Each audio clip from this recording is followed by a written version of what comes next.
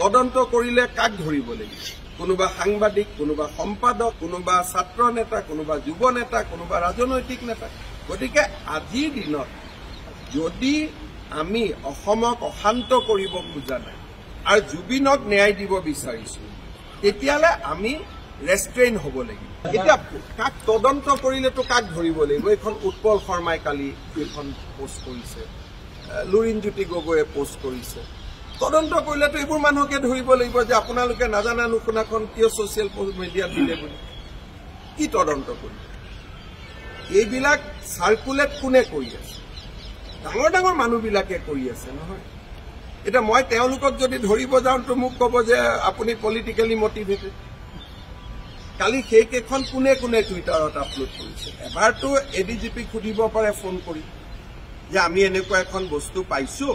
সঁচা নে মিছা তাত চহীও নাই এইখন পোষ্টমৰ্টেম ৰিপৰ্টত চহীটোও নাই আৰু চহী নোহোৱা পোষ্টমৰ্টেম ৰিপৰ্ট এটা সকলোৱে ছ'চিয়েল মিডিয়াত দি কৈছে এখন সঁচা নে মিছা কওক তাৰমানে কি আপুনিতো জনাই দিলে মানুহক যদি আপোনালোকে লগে লগে মুন্না গুপ্তাক ফোন কৰিলে আৰু তাত তেওঁলোকে ফোন ধৰিলে কোনে ফোন নুঠালে যে আমি এখন এনেকুৱা পোষ্টমৰ্টেম পাইছো সঁচা নে মিছা মই যেতিয়ালৈকে ৰাতি খবৰটো পাওঁ সবেইতো ছ'চিয়েল মিডিয়াত দিয়ে দিলে এটা কি তদন্ত কৰিব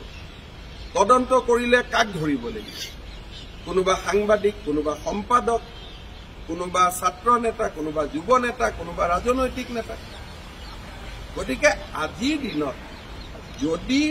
আমি অসমক অশান্ত কৰিব খোজা নাই আৰু জুবিনক ন্যায় দিব বিচাৰিছো তেতিয়ালে আমি ৰেষ্ট্ৰেইন হ'ব লাগিব আমি সিদ্ধান্ত ল'ব লাগিব যে এই পুলিচক আমি বিশ্বাস কৰিছো আমি আৰু এইকেইটা দিন কথা নকওঁ